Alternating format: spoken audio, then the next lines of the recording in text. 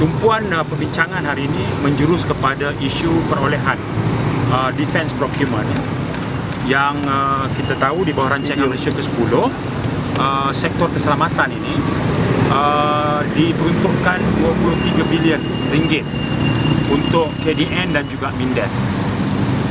Demikian besarnya peruntukan itu, maka isu pembelian petrol vessel LCS yang diumumkan pertama kali oleh Menteri pada Februari 2011 yang dicatat oleh bernama dan diulangi oleh Mohd Menteri dalam Parlimen pada bulan Mac, stated dalam Hansard ialah 6 unit LCS dengan amount pembelian 6 bilion ringgit.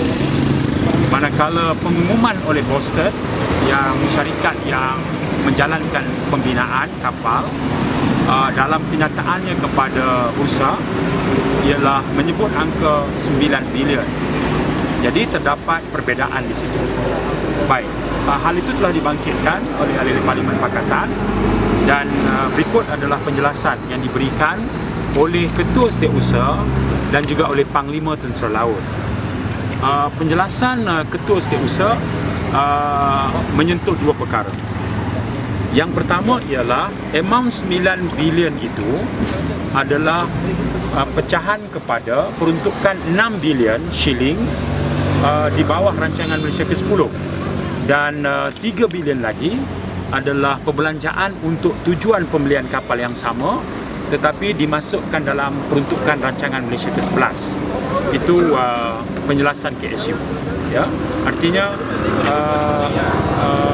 yang Menteri sebut dalam Parlimen itu adalah untuk peruntukan rancangan Malaysia ke-10. Kekeliruan timbul kerana penjelasan Menteri tidak menyebut 6 bilion itu adalah peruntukan rancangan Malaysia ke-10. Yang Mohd Menteri cuma sebut 6 bilion itu adalah shilling perbelanjaan untuk pembelian 6 unit kapal. Jadi sudah tentulah hari ini bila diberi penjelasan oleh Ketua Setiausaha bahawa perbezaan 3 bilion itu adalah 3 bilion itu adalah dimasukkan dalam perbelanjaan untuk tujuan pembinaan kapal yang sama tetapi peruntukan di bawah rancangan Malaysia ke-11. Dan ini juga dijelaskan oleh KSU sebagai terkandung amount 9 bilion ini katanya dalam letter of intent kementerian kepada Boston. Okay, jadi kita tidak privy kepada maklumat letter of intent, cuma KSU sebut bahawa itu sekadar makluman dalam letter of intent, surat niat. Tetapi perinciannya, berkenaan spesifikasinya, sistemnya dan segala macam itu belum lagi diperhalusi, belum lagi diselesaikan. Ianya dalam proses perbincangan.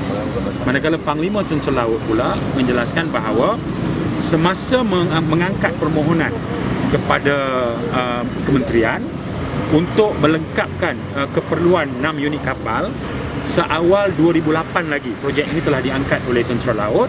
Amount yang disebut sememangnya 9 bilion pada masa itu. Jadi isunya ialah apakah ahli Parlimen Pakatan berpuas hati oleh kerana inilah pertama kali kita mendengar penjelasan tentangnya. Jadi saya, Tony dan juga Dr. Zul tentunya akan balik dan menyelongkar kembali, menyemak kembali beberapa dokumen yang berkaitan dan memberikan balik respon kami pada masa hadapan. Buat masa ini memadai saya menjelaskan tentang dua perkara itu. Isu yang kedua ialah Oversight Committee, Parliamentary Oversight Committee yang Dr. Zul dan dibangkitkan. Dr. Zul.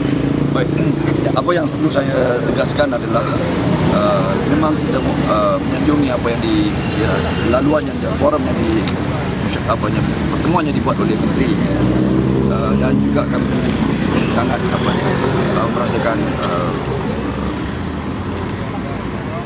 merasakan penting untuk laluan seperti ini, forum seperti ini dibuat oleh mana-mana kementerian pun, kerana ini adalah sebenarnya tanggungjawab kami sebagai federal opposition, ya, untuk mewujudkan check and balance, ya.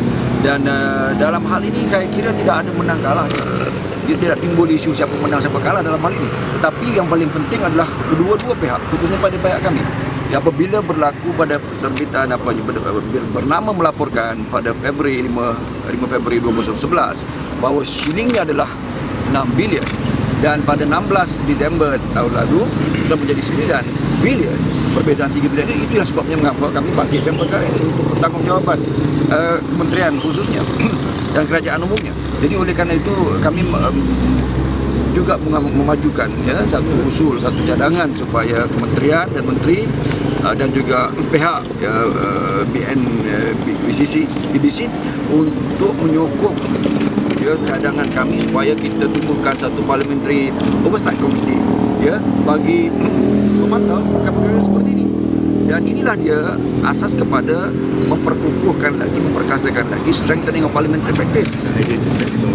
Hadiah itu tidak ditolak.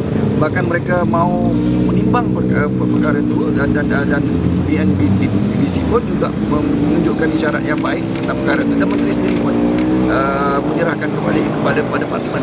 Jadi di sini sebenarnya kematangan demokrasi dan ini berlaku begini. Dengan ini yang kita harapkan akan dapat strengthen, yang akan dapat memperkukuhkan lagi amalan check and balance. Dan di sini kita akan dapat memainkan peranan masing-masing. Dan sekali lagi saya tegaskan ini bukan persoalan kalah menang dan tidak ada siapa pun, dan kita mendapat penerangan daripada panglima-panglima tentera laut dan the professionals. Jadi mereka juga mau mendengar pandangan-pandangan kami dan suasana baik dan perbincangan baik dan semangat ini yang kita akan dapat mahukan terus.